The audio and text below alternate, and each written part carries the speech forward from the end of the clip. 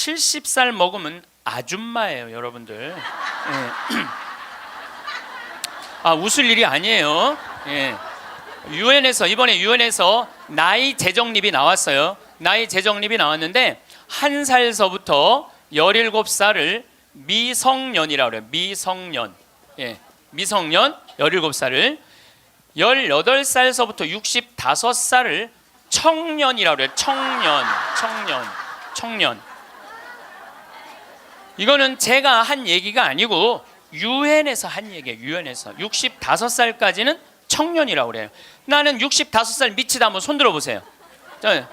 이렇게 청년이 많아 지금. 여기에 청년이 엄청나게 많이 온 거예요. 우리 교회에 청년이 없다고 많은 교회 지도자들은 걱정을 합니다. 근데 저는 걱정할 일이 아니라고 생각해요. 여기 있는 이렇게 많은 청년들이 있는데 왜 걱정을 해? 그러니까 여러분들은 지금 성모에 활동해야 되는 분들이 아니라 청년에 활동해야 되는 분들이에요. 청년에.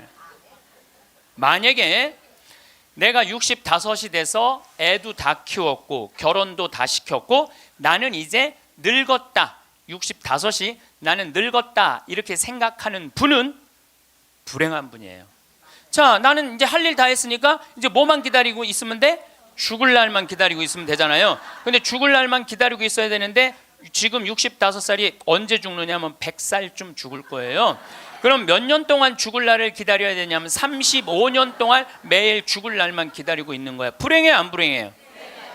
65, 난 이제 청년, 이제 끝났네?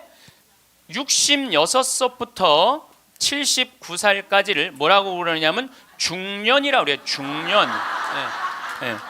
중년.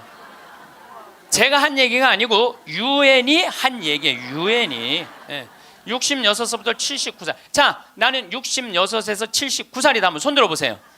이게 다 중년들이에요. 중년들. 아줌마들이 지금 79까지는. 그러니까 여기 지금 66세부터 79살까지 지금 노인대학 다니는 분들은 다 자퇴하세요. 다 자퇴하시고 어디에 다시 들어? 성모에 가입해야 돼. 성모에. 80살서부터 99살을 노년이라고 그래. 노년. 예. 그리고 100살서부터 노인이라고 그래. 노인. 100살서부터 노인이라고 그래요. 그러니까 지금 오늘은 여기 노인이 하나도 있어요, 없어요? 한 명도 없어요. 여기 노인 한 명도 없어요. 이제 100살쯤 되면은 그때 이렇게 말해도 돼요. 이제 나가 늙었으니까 이제 좀 집에서 쉬어야 되겠다. 이렇게 생각하시면 돼요. 우리말에 이런 말이 있습니다. 사람 위에 사람 없고 사람 밑에 사람 없다. 언제 우리가 이런 말 쓰죠? 내가 사람 취급 못 받을 때. 근데 대한민국에 보면은 돈 있고 권력 있는 사람들이 돈 없고 권력 없는 사람들을 무시하는 경향이 너무나 커요. 이번에 미국의 프란치스코 교황님께서 방문을 하셨어요. 교황님은 항상 전용기가 없으시기 때문에 그 나라 비행기를 타고 가세요. 우리나라는 대한항공을 타고 오셨죠. 이번에 미국에 갈 때는 아메리칸 에어라인을 타고 가셨어요. 근데 교황님이 딱 비행기를 타자마자 승무원들한테 이렇게 부탁을 하셨다고 그래요. 나는 미국으로 가는 내내 어떠한 특별한 대우도 원하지 않는다. 나를 여기 있는 모든 탑승한 모든 승객하고 똑같이 대해줘라. 거기에는 무슨 추기경도 탔을 거고 기자단도 탔을 거고 수행원도 탔을 거예요. 근데 교황님은 특별한 대우를 원하지 않으셨다고 그래요. 그리고 교황님은 내릴 때 정말로 여러분들한테 감사하다고 승무원들한테 감사의 인사도 잊지 않으셨다고 그래요. 13억 명의 대표가 우리 프란치스코 교황님 아니야. 가톨릭 신자가 지금 13억 명이니까. 그런데 그 대단한 분이 어떠한 특별한 대우도 원하지 않는다고. 그래서 그 교황님을 수행한 승무원들이 마지막에 후기를 쓴 거를 제가 읽었는데 자기네들은 너무 특별한 대우를 원하지 않았던 그 교황님을 모시고 가면서 인생의 최대의 비행을 했다고 그래요. 너무너무 감동을 받았다고 그래요.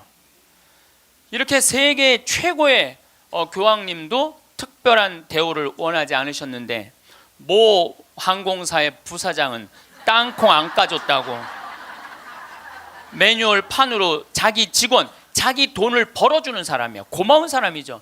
자기 직원 손가락 마디를 때리고 무릎을 꿇치고 그 다음에 강제로 용서를 청하라고 그랬다는 거예요.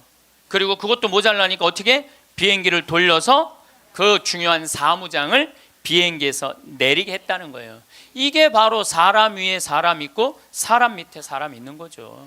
대한민국은요, 돈 있으면요 갑질을 너무나 많이 해요. 여러분들 갑질 얘기 참 많이 들으셨죠? 백화점에서 근무하는 분들, 은행에서 근무하는 분들, 병원에서 근무하는 분들, 심지어 전화 마케팅 하는 분들, 이런 분들이 우리나라에 지금 몇 명이 일을 하느냐 하면 700만 명 정도가 일을 해요. 그 700만 명들은 매일매일 무시를 당하고 살고 있는 거예요. 그러니까 수많은 사람들이 매일매일 무시를 당하고 있는 거죠. 그런데 우리들이 이 인생을 살아가면서 사람을 무시하라고 그런 권한을 받은 적이 한 번도 없어요. 사람을 존중하라고 우리는 예수님한테 가르침을 받았죠. 작년에 서울의 한 부자 동네에서 70살 먹은 아줌마가 1층에 있는 경비 아저씨를 베란다 창문을 열고 부른대요. 어이 경비. 그럼 경비가 와서 5층을 이렇게 올려다보면은 간식 먹으라고 떡을 던져준대. 5층에서 1층으로. 여러분들, 개한테도 5층에서 1층에 던져주면 안 돼요. 저는 제가 키우는 개가 있는데 간식을 줄 때 어떻게 하느냐면 손바닥에 올려놓고 드시라고 이렇게 제가 개한테도 드시라고 내가 이렇게 줘요. 하물며 사람한테 5층에서 1층으로. 제가 그 후기를 좀 읽어보니까 그 경비 아저씨하고 친했대요. 친해서 장난으로 그랬다는 거예요. 여러분들, 본인은 장난일 수 있지만 1층에서 받아먹는 사람은 장난이 아니에요. 본인은 장난일 수 있지만 그것도 꼭 유통기한 지난 걸 줬다는 거. 유통기한 지난 거. 이게 사람 위에 사람 있고 사람 밑에 사람 있는 거죠. 우리 사회는요, 돈 있으면 돈 없는 사람 무시하는 경향이 너무 커요. 며칠 전에도 뭐 수아브로스키라고 무슨 액세서리, 거기에서 어떤 사람이 와갖고 점원들한테 이거 고쳐주지 않는다고 무릎 꿇히게 하고. 여러분들, 똑같은 사람끼리 무릎을 꿇히게 한다는 게 말이 돼요? 그 사람은 그 제품을 쓸 자격이 없는 사람이에요. 돈만 있다고 좋은 제품을 쓰는 게 아니라는 거예요. 돈도 있고 그 돈을 쓸 만한 인격도 갖춰야 되는데 우리는 돈만 있고 뭐가 없어? 인격이 없는 거예요. 우리 부관장 신부님이 로마 유학 갔다 오신 분이에요. 그런데 저녁에 맥주집에 이제 뭐 신학생 때 갔으니까 맥주 막 먹을 때잖아요. 맥주를 먹으니까 떨어지면 뭐라 그래? 웨이터, 웨이터 계속 불렀대요. 그랬더니 사장이 딱 오더니 나가라고 그러더래요. 왜 나가냐고 그러니까 왜 우리 직원을 종부리듯 부리느냐고. 술 떨어진 거 알면 우리가 찾아가고 필요한 거 있느냐고 물어볼 텐데 왜 내 직원을 종부리듯 부리느냐고. 이렇게 종부리듯 부리는 당신은 여기서 맥주 먹을 자격 없다고 나가라고. 근데 이게요, 유럽도 그러고 미국도 그래요. 미국도 가면은요, 아줌마 못 불러요. 올 때까지 기다려야 돼. 근데 우리는 내가 돈 주고 부린다고 식당에 가서 어떻게 해? 아줌마 왜 안 갔다 와? 안 갖고 와? 이게 종부리듯 부리는 거예요. 저는 이번에 아주 굉장히 슬펐다가 너무너무 멋있는 사장님을 하나 만났어요. 도시락 업체, 그것도 미국에서 와서 우리나라에서 사업을 하는 도시락 업체 사장님인데, 우리도 고객을 존중해야 되지만 고객도 우리를 존중해 주지 않으면 내쫓겠다 이거예요. 그 선언서를 제가 읽어드릴게요. 제목이 참 재미나요. 공정 서비스 권리 안내. 우리 직원이 고객에게 무례한 행동을 했다면 직원을 내보내겠습니다. 그러나 우리 직원에게 무례한 행동을 하시면 고객을 내보내겠습니다. 참 멋있죠? 이 뒷말이 더 멋있어요. 상품과 대가는 동등한 교환입니다. 우리 직원들은 훌륭한 고객들에게 마음 깊이 감사를 담아 서비스를 제공하겠지만 무례한 고객에게까지 그렇게 응대하도록 교육하지는 않겠습니다. 그러니까 무례한 고객한테 죄송합니다, 죄송합니다 그렇게 안 가르치겠다는 거예요. 당신은 물건 살 자격 없으니까 나가라고 가르치겠다는 거예요. 우리 직원들은 언제 어디서 무슨 일을 하든지 항상 존중을 받아야 할 훌륭한 젊은이들이며 누군가에게는 금쪽 같은 자식이기 때문입니다. 직원에게 인격적 모욕을 느낄 언어나 행동, 큰 소리로 떠들거나 아이들을 방치하여 다른 고객들을 불편하게 하는 행동을 하실 경우에는 저희가 정중하게 서비스를 거부할 수 있음을 알려드립니다. 사장이 이렇게 딱 써놓은 거예요. 앞에다가. 얼마나 멋있는지 몰라요. 그러니까 예수님도 어느 누구도 함부로 대하지 말라는 거. 어느 누구도. 또 마태복음 18장 10절에 이런 말씀을 하세요. 너희 중에 가장 작은이라도 업신 여기지 말아라. 왜냐하면 그의 수호천사가 하늘에서 매일 아버지의 얼굴을 뵙고 있다 그래요. 수호천사가. 여기 계신 분들 이렇게 말씀하시는 분들 계세요. 나는 치질이 복도 없는 년이라고. 나는 남편 복도 없고 자식 복도 없는 치질이 복도 없는 년이라고. 그 치질이 복도 없는 년도 수호천사가 한 분씩 다 있다는 얘기예요. 수호천사가 한 분씩 다 있는 거예요. 그러니까 여기 계신 여러분들 전부 지금 수호천사 있어요, 없어요? 있어요. 여러분들 언제 수호천사가 여러분들 가장 곁에 있느냐면 여러분들이 성체 영화로 나올 때 수호천사가 항상 여러분들을 수호하고 나온다는 거예요. 여러분들 대단한 분들이에요. 수호천사 한 분씩 다 거느리고 있으니까. 그러니까 무시당하면 돼요, 안 돼요? 무시당하면 안 돼요. 사람 무시하지 말라고 누가 가장 가르치셨어요? 예수님이에요. 예수님은 마태복음 25장에 이렇게 말씀하세요. 양떼, 염소떼 나눠놓고 양떼들한테 이렇게 말씀하세요. 너희는 하늘나라를 차지해라. 우리가 뭘 잘했다고 하늘나라를 차지합니까? 너희들은 내가 목말랐을 때, 굶주렸을 때, 헐벗었을 때, 병들었을 때, 감옥에 갇혔을 때, 나그네 되었을 때 따뜻하게 맞이해줬다. 주님, 우리가 언제 그랬습니까? 그러니까 예수님 이렇게 말씀하세요. 너희 형제 중에 가장 보잘것없는 사람 하나에게 해준 게 곧 내게 해준 것이다. 혹시 여러분들 노숙자의 집에 가고 노숙자들한테 식사를 한번 대접했어. 그러면은 그 노숙자한테도 대접했지만은 누구한테도 대접한 거야? 그렇죠. 노숙자 안에 있는 예수님한테도 대접한 거예요. 그러니까 그걸 다 대접받았던 예수님은 마지막 날에 그 대접받은 걸 다 갚은 거예요. 근데 여러분들이 병든 사람, 감옥에 갇힌 사람, 노숙자들한테 한 번도 대접해 준 적이 없어. 마지막 날 예수님한테 받을 거 있어요, 없어요? 없어요.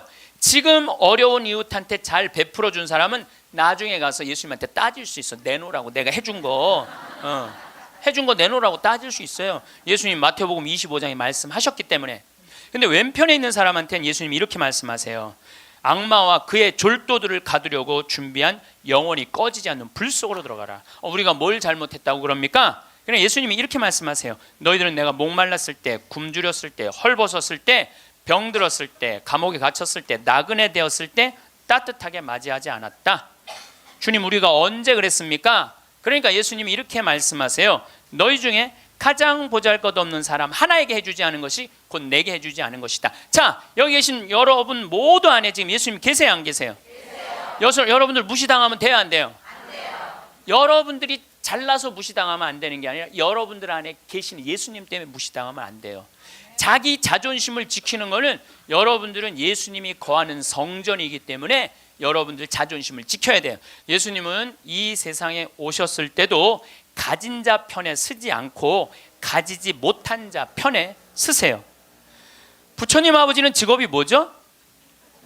부처님 아버지는 왕이었어요. 공자님 아버지는 관리였어요. 마호메트 아버지는 큰 부자 상인이었어요. 물론 마호메트 엄마가 뱃속에 있을 때 돈 벌러 나갔다 죽어요. 그래갖고 마호메트는 유복자. 예수님 아버지는 직업이 뭐예요? 목수. 그 내가 신학교 다닐 때 신론 배울 때 예수님 아버지는 성부라고 예수님 아버지 직업은 하느님이었어요. 하느님. 예수님 양아버지 직업은 뭐예요? 목수예요. 2000년 전에 목수는 하루에 2끼 정도 먹었다고 그래요. 그러니까 가난한 집에 태어나신 거예요. 예수님은 굳이 당신이 선택해서 올 수 있었는데 굳이 가난한 집에 택해서 오신 이유는 뭐냐면 가난한 이들과 함께 하겠다는 거예요. 그리고 당신 태어날 때 천사들이 누구를 초대하느냐면 목동들을 초대해요. 야, 삼왕은 자기네들이 찾아온 거고 예수님이 초대한 건 누구냐면은 목동들이에요. 저기 대단한 분 태어났으니까 가봐라. 그래갖고 예수님한테 처음으로 인사를 한 사람들은 목동들이야. 우리가 알퐁소 토대의 별이라는 책을 읽어갖고 목동을 굉장히 낭만적인 사람들로 알고 있는데 중동에 가보면요 세상에 더러운 게 목동이에요. 그래서 목동하고 상대하지 말라 그래. 도둑놈들이라고 상대하지 말라 그래. 왜냐하면 한번 풀 뜯으러 양 뭐 염소 풀 뜯으러 나가면은 한 달을 돌아다녀야 되거든요. 그러니까 한 달 동안 머리 안 가. 내가 가서 보니까 머리에 떡을 칠하고 다녀요. 먹을 냄새가 얼마나 나는지 몰라. 또 밤낮에 기온차가 많으니까 옷을 몇 겹을 입고 한 달 동안 안 빨고 그것만 입고 다니는 거예요. 그 더럽고 냄새나는 목동들을 예수님은 첫 손님으로 초대한 거예요. 이게 누구를 초대하겠다냐? 보잘것없는 사람들을 귀하게 여기겠다는 거예요. 그리고 당신 활동하실 때는 앞 못 보는 사람, 듣지 못하는 사람, 말하지 못하는 사람, 팔 오그라드는 사람, 등 굽은 여자, 다리 오그라드는 사람, 몸 썩어가는 나 환자, 몸 파는 여자, 나라 팔아먹은 세리들이랑 먹고 마시고 놀았다고 그래요. 저는 신약 성서 읽으면서 가장 가슴 떨리는 성서 구절이 뭐냐면 예수님은 그들과 먹고 마시고 놀았다. 이거를 읽으면 막 가슴이 떨려요. 여러분들 세상에 먹고 마시고 노는 것처럼 중요한 일이 어디 있어요? 그렇죠? 여러분들 저하고 뭐 방송을 통해서 유튜브를 통해서 친숙하시죠? 친숙하다더라도 나하고 먹고 마시고 놀진 않잖아요. 먹고 마시고 놀 수 있는 사이는요 친하지 않으면 못해요. 여러분들도 누구랑 먹고 마시고 놀아요? 친한 사람들이랑 먹고 마셔요. 오늘 이거 끝나고 나면 길거리에 나가고 너 오늘 나하고 먹고 마시고 놀자. 길거리에 있는 사람한테 말할 수 있어요 없어요? 귀싸대기 맞을 거예요. 여기 오늘 같이 온 친구들하고 야 우리 오늘 강의 끝났으니까 여기 명동에 가고 우리 먹고 마시고 놀자. 친하지 않으면 못하는 거예요.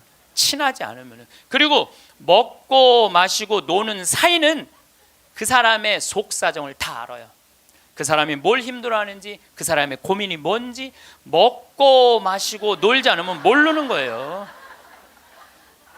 본당 신부도 마찬가지예요. 본당 신부할 때 5년 동안 사목을 했는데 교우들하고 한 번도 먹고 마시고 놀지 않았어. 그러면 여러분들은 본당 신부하고 추억이 있을까요 없을까요? 없어요. 이게 웃을 일이 아니에요. 루카복음 7장 8절에 예수님은 먹보요 술꾼이라고 그래요. 먹보요 술꾼이라.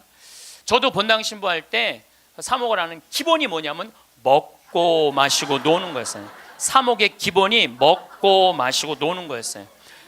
장례가 나잖아요. 그럼 저는 반드시 초상집에 갔어요.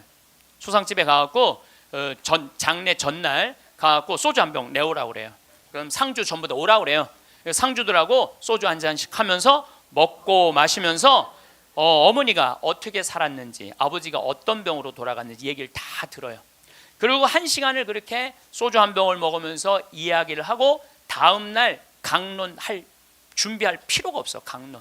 왜냐하면 강론 때 이 엄마가 어떻게 살았고 가족은 어떻게 하고 다 얘기할 수 있는 거예요. 먹고 마시고 놀고 왔기 때문에 공감이 되는 강론을 할 수 있는 거예요. 근데 만약에 초상이 났는데 내가 그 집에 한 번도 간 적이 없어. 그냥 장례만 딱 왔어. 그 강론은요 그 고인들하고 남아있는 유족들하고 아무 공감대가 없는 강론을 할 수밖에 없어요. 예수님이 우리가 신약 성서를 읽을 때 너무너무 착착 쉽게 와닿죠. 왜 우리가 쉽게 알아들을 수 있는지 아세요? 예수님이 우리랑 먹고 마시고 놀았기 때문이에요.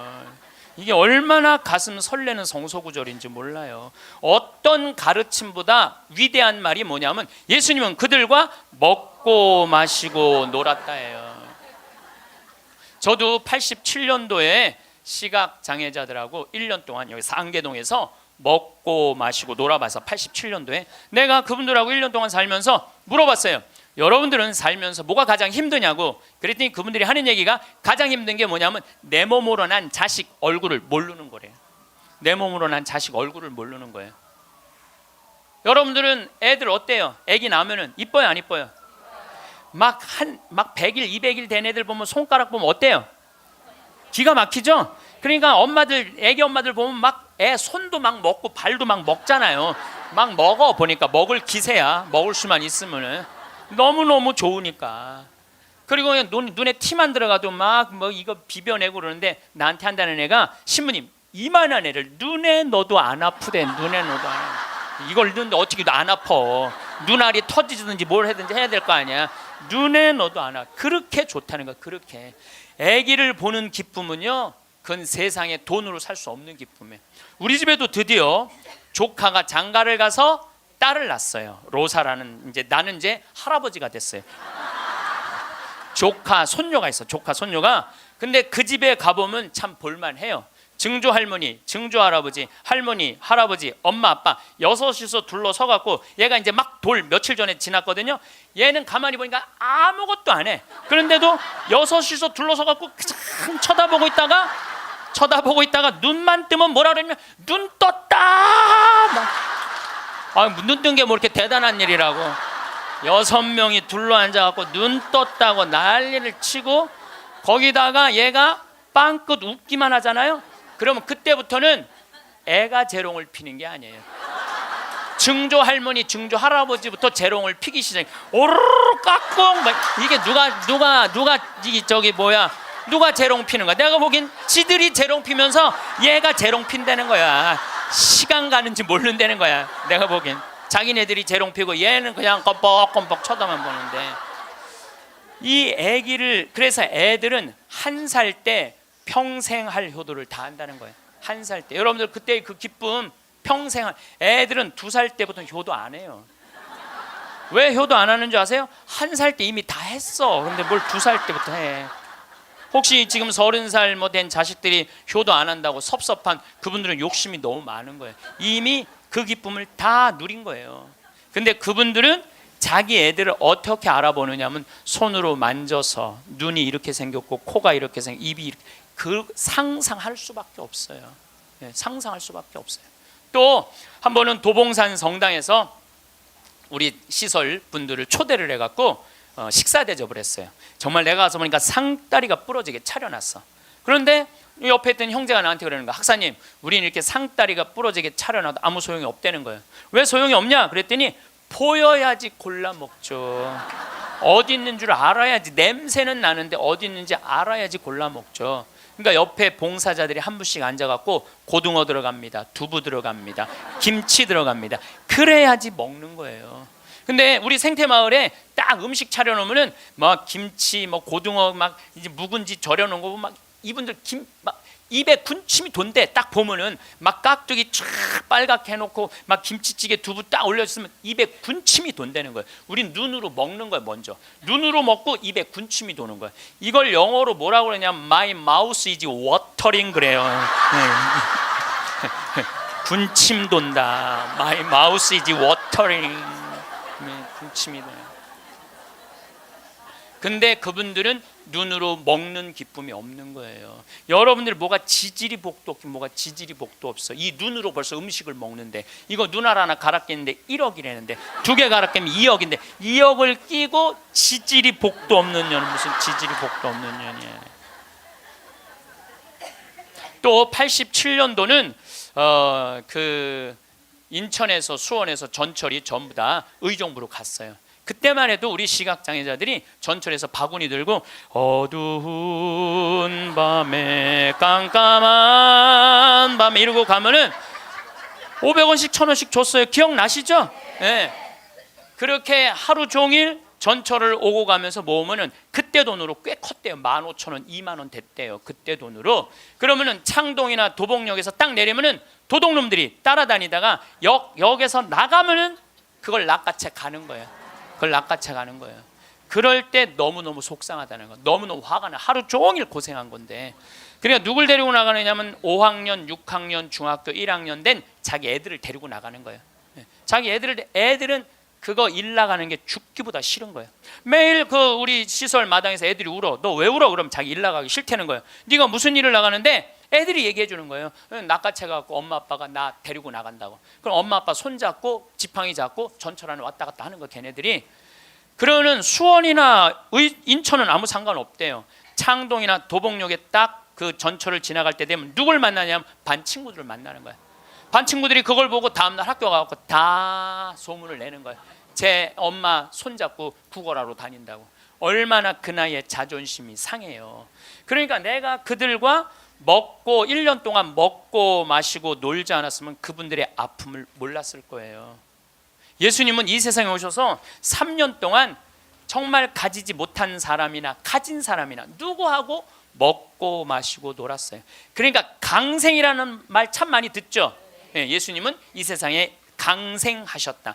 그냥 몸만 오신 게 아니에요. 삶 자체로 이 세상에 들어오신 거예요. 그래서 우리랑 먹고 마시고 놀면서 우리가 고민하는 게 뭔지, 우리가 힘들어하는 게 뭔지 너무너무 잘 아셨어요. 그래서 예수님은 특별히 아픈 사람들, 병든 사람들 고쳐주는 거 주저하지 않으셨어요. 다 고쳐주셨어요.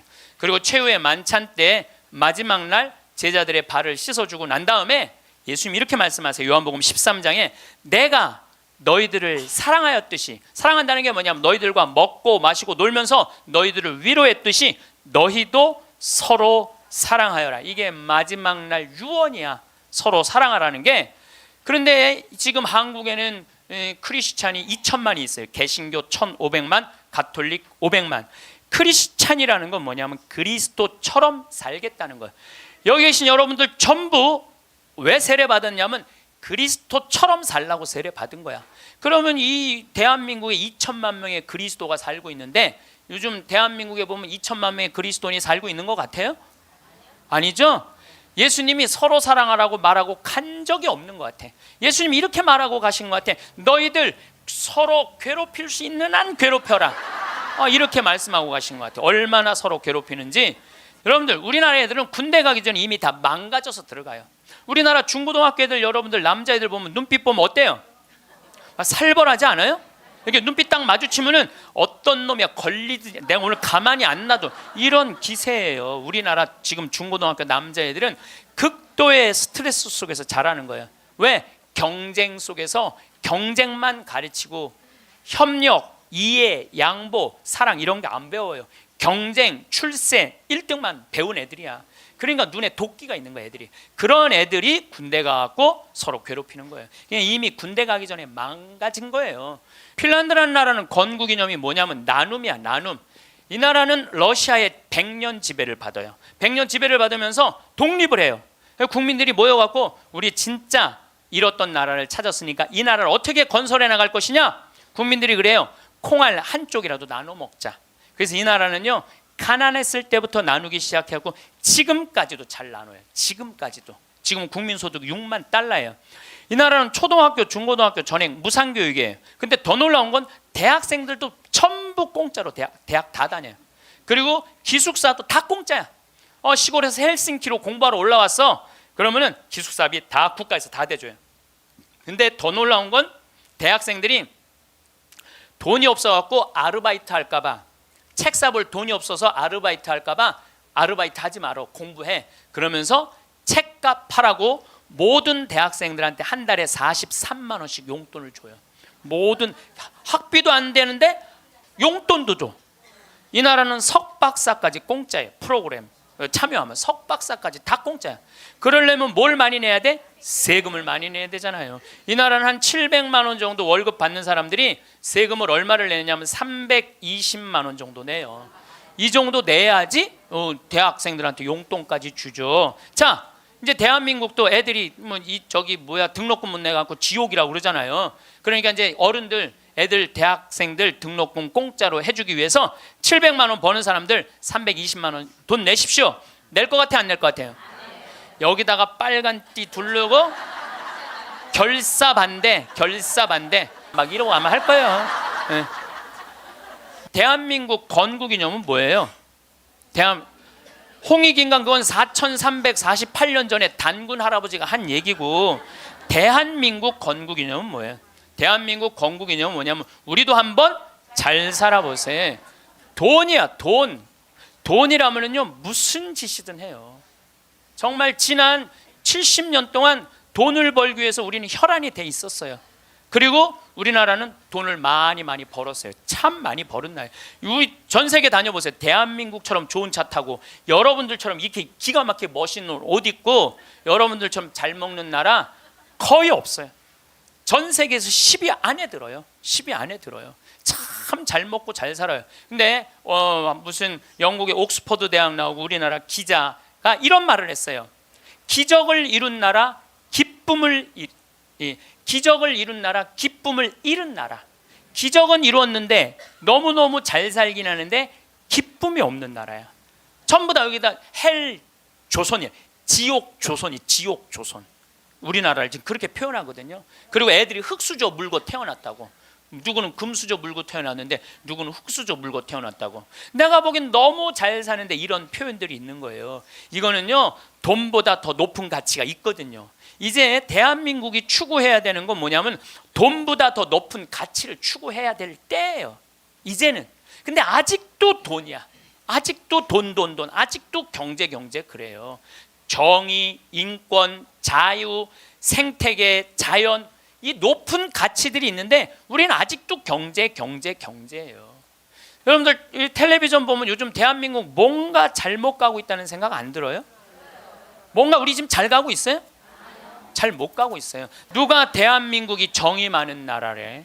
저는요, 대한민국 정 많은 나라라는 거에 동의할 수 없어요. 왜냐하면 정이 많은 나라가 해외 입양 1위를 해요. 우리나라가 해외 입양 1위예요. 제가 지난 여름에 유타라는 곳에 강의를 다녀왔는데 거기 가보니까요, 몰몬 교도가 많은 데예요. 저녁에 식당에 갔는데 엄마 아빠는 백이냐? 근데 애들은 누가 봐도 우리나라 애들이에요. 그 한 식당에 세 쌍의 자녀들이, 그러니까 세 부부 쌍의 자녀들이 우리나라 애들이야. 나는 대한민국의 어른으로서 걔네들한테 너무너무 미안하더라고요. 전 세계에서 해외 입양 1위가 대한민국이에요. 2위가 어딘 줄 아세요? 필리핀이에요. 3위가 우간다, 4위가 인도, 5위가 우즈베키스탄이에요. 그리고 그 나라들에 비하면 우리나라는요, 2배, 3배 잘 사는 나라예요. 2배, 3배 잘 사는 나라에서 해외 입양 1위를 하고 있는데 정이 많은 나라예요? 정 많은 나라 아니에요. 또 제가 요즘 잠비아 도와준다고 한 3년 동안 한 10억 정도 잠비아 도와줬어요. 가서 뭐 이제 농장도 한 20만 평 꾸며주고 소도 돼지도 닭도 뭐 옥수수밭도 감자밭도 다 해놨어요. 근데 나한테 전화해갖고 이렇게 항의하는 분들 참 많아요.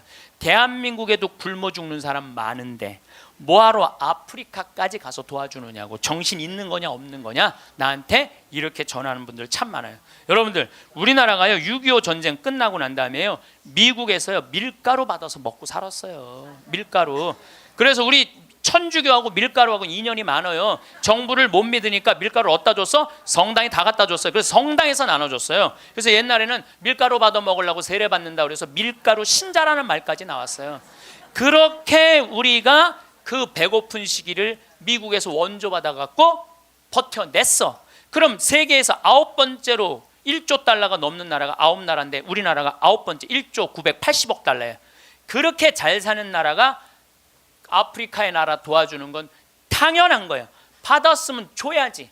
받고 우린 꿀떡하고 끝나고 있어요. 근데 그게 OECD 국가 중에 가난한 나라 안 도와주기로 우리나라가 1등이에요. 뭐가 정이 많은 나라예요? 말로만 정 많으면 다예요? 정이 많은 나라가 아니에요. 내가 지지난주에 동창 모임에 사회복지시설 운영하는 신부님을 만났어요. 기가 막힌 얘기를 들었어요. 어떤 얘기를 들었느냐 하면 서울의 한 시내 한복판에 지적장애자들 작업장을 학교에, 중학교에 만들려는데 주민이 반대하는 거예요. 그랬대요. 우리 동네 쓰레기 처리장은 들어와도 지적장애자 작업장은 못 들어온다. 참, 아니 걔네들 얼마나 이 삶에 목말라 하는 애들인데 걔네들을 우리 동네에서 받아들였고 우리 동네에서 보호를 해줘야지. 이게 우리가요 철저하게 이기적인 거, 님비라고 그래. 님비. 요즘 우리 평창에는 동계올림픽 때문에 도로가 뻥뻥 나요. 근데 우리 생태마을 바로 옆에 도로가 나요. 근데 거기를 터널을 뚫어요. 강의 중에 다이나믹 터질 때 막 건물이 울려요. 그래서 사람들이 와서 나한테 그래요. 신부님, 저렇게 바로 터널을 뚫는데 반대 안 하시느냐고. 내가 이렇게 말해요. 저거 반대하려면 5년 정도 걸려. 매일 도로에 들어놓아야 돼. 나는 내 인생 매일 도로에 들어놓기 내 인생이 너무 아까워. 그리고 1화는 우리 옆으로 지나가는 거, 2화는 마을로 지나가는 거예요. 그럼 내가 반대한다고 칩시다. 그러면 2화는 누구한테로 지나가는 거야? 마을로 지나가는 거예요. 그럼 내 옆길은 안 되고 옆에 마을은 괜찮고. 이게 이기적인 거예요. 이기적인 거. 누가 우리 부로 정이 많은 나라라고 그래요. 1970년대 우리 이 구로공단에서 동대문에서 노동자들이 이제 돈 많이 벌으니까 우리 좀 나눠주라. 그러니까 정부에서 어떻게 이 국가가 지금 잘 살아야 된다. 그러면서 나중에 잘 살게 되면 그때서 너희들한테 잘해줘. 나중에 잘해줘. 나중에 잘해주겠다고. 그래서 대기업 중심으로 정책을 폈어요. 그런데 지금 2015년 대한민국 잘 살아요, 못 살아요? 잘 살아요. 외환보유가 세계 6위예요. 3,600억 달러. 그 다음에 10대 기내 사내 보유금은 5천억 달러, 515조. 근데 지금 나눠요, 안 나눠요? 안 나누잖아요. 우리나라가 지금 1시간 노동임금이 5,580원이에요. 이거 노동자들이 10,000원으로 해달라고 그랬어요. 근데 올해 6,030원 했어요. 6,030원. 내년에 1시간이 6,030원이에요. 그러면 우리나라하고 비슷한 경제 규모가 비슷한 이탈리아는 얼마예요? 10,000원이에요. 10,000원. 이탈리아, 스페인 10,000원이에요. 우리보다 조금 잘 사는 프랑스는 12,000원. 독일은 13,000원. 미국은 2020년에 모든 노동자들한테 1시간에 17,000원 주기로 국회에서 결의를 했어요. 근데 우리는 이 민중을 무시하는 거예요. 니네들은 무시당해도 돼. 니네들은 돈, 이게 5,580원이면요 한 달 22일 일하면 얼마 버는 줄 알아요? 98만 원 받는 거예요. 98만 원. 그거 갖고 먹고 살라는 거예요. 기업에는 515조나 있으면서 안 내놓는 거예요. 세금으로 안 내놓는 거예요. 그냥 가지고 있는 사람만 더 부자가 되는 거예요. 가지고 얼마 전에 우리 이 삼성이 아시아 최고의 부자 가문이 됐대요. 저는 그걸 읽으면서 너무너무 창피했어요. 왜 너무너무 창피했느냐면은 우리나라는 경제 규모가 1조 달러야. 일본은 6조 달러, 중국은 14조 달러야. 그럼 최고의 부자는 일본이나 중국에서 나와야지 우리나라에서 나와요. 이 얘기는 뭐냐면 삼성이 회사 운영을 잘하기도 했지만 중소기업 하청업체들한테 1,000원 주고 500원 주고 그 나머지 500원 갖고 세계 아시아 1위 된 거예요. 다 같이 잘 살아야지 잘 사는 거지 한 기업만 잘 산다고 잘 사는 게 아니에요. 그리스가 왜 망했어요? 그리스가 한두 부자 자기네들 세금 다 뒤로 돌리는 바람에 나라가 망한 거예요. 나중에 나누긴 뭘 나중에 나눠. 노동자들이 잘 살아야지 국가가 잘 사는 거예요. 호주만 해도 광부들이 연봉이 얼마냐면 1억 2천이에요. 광부들이. 내가 지금 호주에 나오고 같이 봉사활동 다니는 치과의사, 우리 요한 바오로 치과의사가 있는데 어저께 나한테 한 얘기예요. 신부님, 호주에는 배관공, 전기공, 목수가 저보다 돈 더 많이 벌어요. 아주 능력 있는 치과의사인데 돈 더 많이 번다는 거예요. 그러니까 노동자가 잘 사는 나라가 행복한 나라예요. 예. 나중에 나눠주긴 언제 나눠줘. 나중에는 다 굶어 죽고 난 다음에 나눠줘요. 나누려면 언제 나눠야 돼? 지금 나눠야 돼. 지금. 내가 성당 질 때도 부자들한테 신축 헌금 좀 하시죠. 그럼 신부님 나중에 땅 팔리면 할게요. 나중에 땅 팔리면 할게요. 이런 분들은요 절대 안 해요. 착한 일도 많은 사람들, 신부님 내가 나중에 돈 벌면 할게요. 이런 사람들은 착한 일 안 하겠다는 사람들이에요. 지금 하지 않으면 나중에는 못 하는 거예요. 나중에는 지금 해야 돼. 하려면 지금 해야 돼요. 마침 기도 벌써 시간이 45분이나 됐어요. 마침 기도 제가 신약 성서의 예수님은요 서로 사랑하라는 말보다는 남을 무시하지 말라는 말을 훨씬 많이 하셨어요. 남을 무시하지 말라는 말을. 이 사람을 무시하지 말고 어린아이를 무시하지 말고 가난한 사람을 무시하지 말고 이 이야기를 훨씬 많이 하셨어요. 그러니까 사람을 귀하게 여기라는 얘기예요. 지금 제가 마침 기도로 읽는 이 성서 구절도 제가 강의 때 했던 마태복음 18장 10절 말씀입니다. 성부와 성자와 성령의 이름으로 아멘. 작은 이들을 업신 여기지 마라. 너희는 이 작은 이들 가운데 하나라도 업신여기지 않도록 주의하여라. 내가 너희에게 말한다.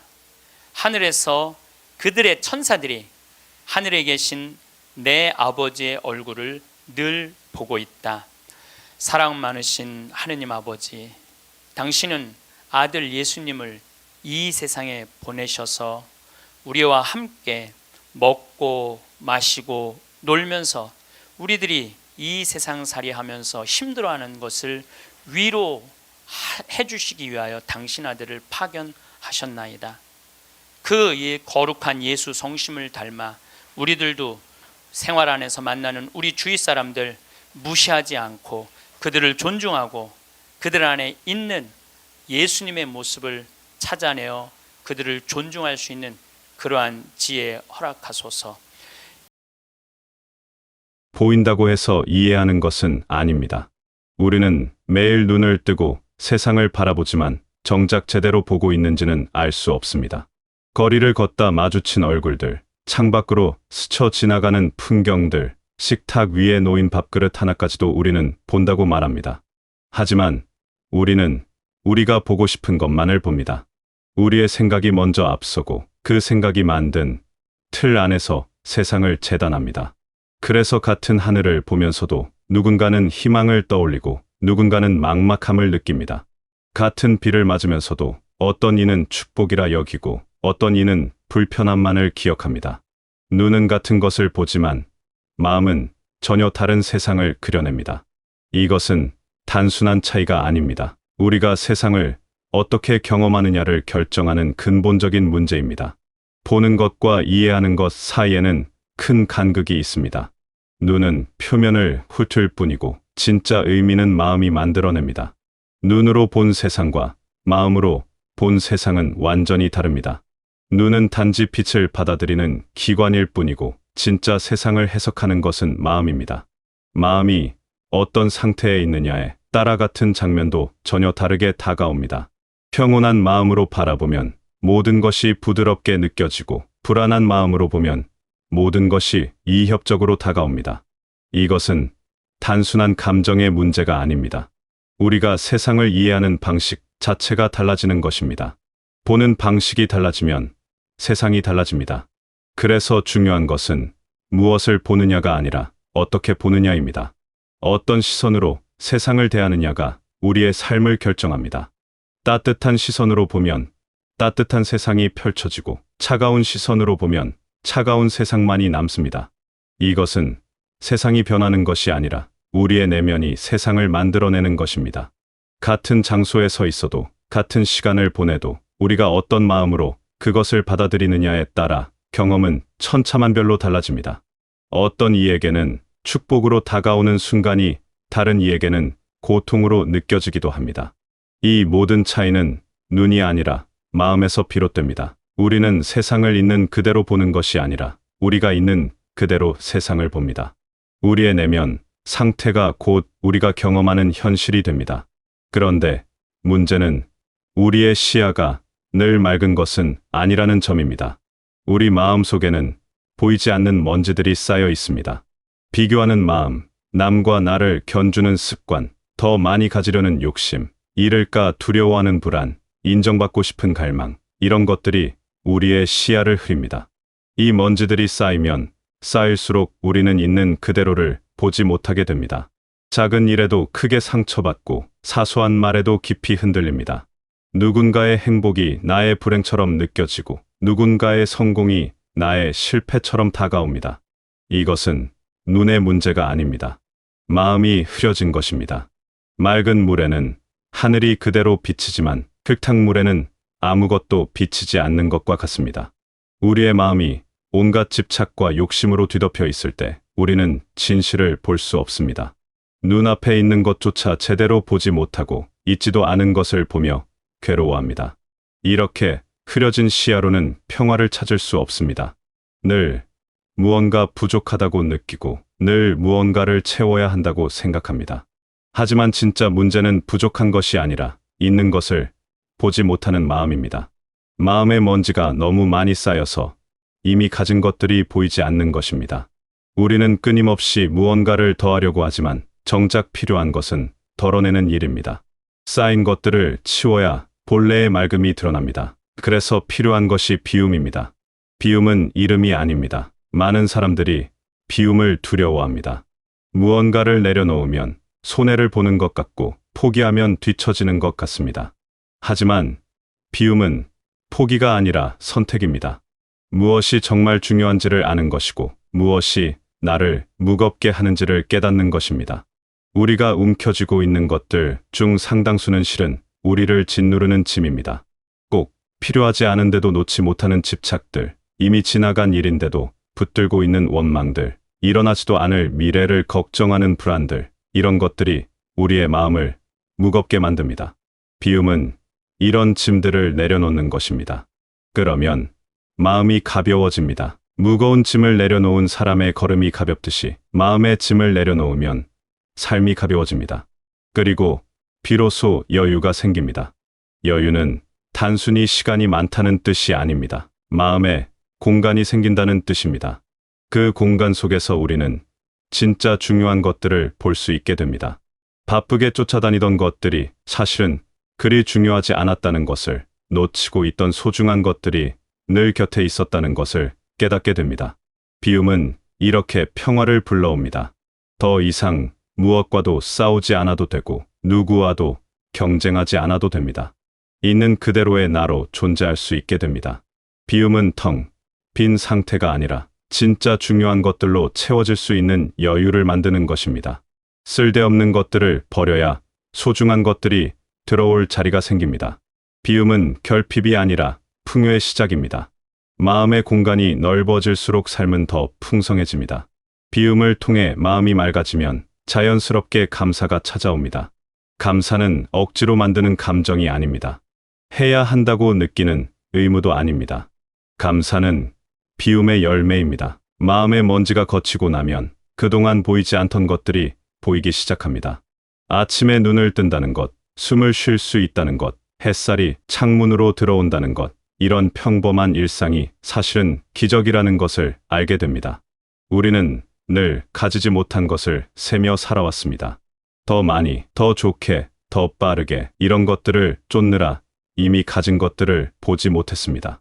하지만 비움을 통해 욕심이 줄어들면 이미 내게 주어진 것들이 얼마나 많은지 깨닫게 됩니다. 특별한 일이 없어도 감사할 수 있게 됩니다. 무언가를 얻어서가 아니라 이미 충분하다는 것을 알기 때문입니다. 이런 감사는 억지로 만들어지지 않습니다. 마음이 맑아지면 저절로 샘솟는 것입니다. 물이 맑으면 바닥이 보이듯이 마음이 맑아지면 삶의 진실이 보입니다. 그 진실은 이미 우리가 충분히 받았다는 것, 이미 충분히 사랑받고 있다는 것, 이미 충분히 괜찮다는 것입니다. 감사는 이렇게 비움 이후에 찾아오는 평화로운 마음의 상태입니다. 무언가를 더 가져야 한다는 조급함에서 벗어나면 지금 이 순간이 얼마나 소중한지 보이기 시작합니다. 평범한 하루가 얼마나 큰 선물인지, 건강하게 하루를 시작할 수 있다는 것이 얼마나 감사한 일인지 깨닫게 됩니다. 감사는 많이 가진 사람의 특권이 아닙니다. 마음이 맑은 사람의 자연스러운 상태입니다. 가진 것이 적어도 감사할 수 있고 어려운 상황에서도 감사를 느낄 수 있습니다. 그것은 상황이 좋아서가 아니라 마음이 맑아서입니다. 다시 보는 법을 배워야 합니다. 눈이 아니라 마음으로 보는 법을 익혀야 합니다. 눈으로만 보면 겉모습만 보입니다. 아름다운 것과 추한 것, 많은 것과 적은 것, 좋은 것과 나쁜 것, 이렇게 구분하며 판단하게 됩니다.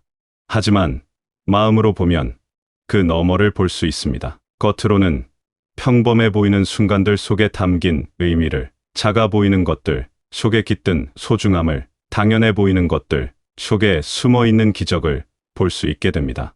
마음이 밝아질 때 비로소 세상이 제대로 보입니다. 그리고 그때 평화가 찾아옵니다. 더 이상 무언가를 쫓아 헤매지 않아도 되고 누군가와 비교하며 괴로워하지 않아도 됩니다. 지금 이 순간, 이 자리에서 충분히 행복할 수 있다는 것을 알게 됩니다. 이것은 체념이 아닙니다. 현실에 안주하는 것도 아닙니다.